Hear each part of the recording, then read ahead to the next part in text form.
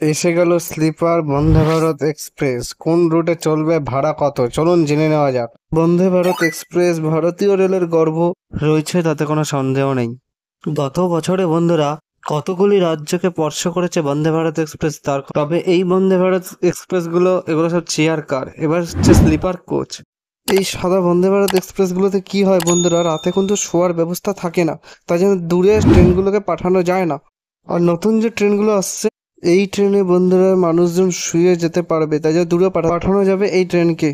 চলুন এবার তাহলে জানা যাক যে কোথায় এই ট্রেনটি চলবে। প্রথম, সবকিছু ঠিকঠাক থাকলে মধ্যপ্রদেশে এই ট্রেনটা চলবে।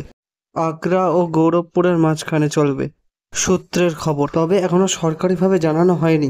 ততক্ষণ যদি ভিডিওটা ভালো লাগে অবশ্যই লাইক শেয়ার সাবস্ক্রাইব করে দাও। মিডিয়ার রিপোর্টে বলা হয়েছে, উত্তর পূর্ব রেল কমিটির সদস্য কৃষ্ণ গৌতম জানিয়েছেন যাবতীয় কাজকর্ম হয়ে গিয়েছে।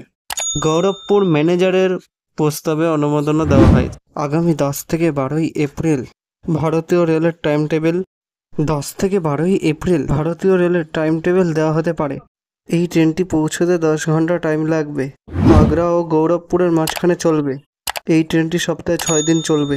গৌরবপুর থেকে ছাড়বে সন্ধ্যে 7টা, গিয়ে পৌঁছবে ভোরটা। সরকারিভাবে কোনো তথ্য দেওয়া হয়নি। এতক্ষণ যদি ভিডিওটা ভালো তাহলে লাইক শেয়ার সাবস্ক্রাইব করে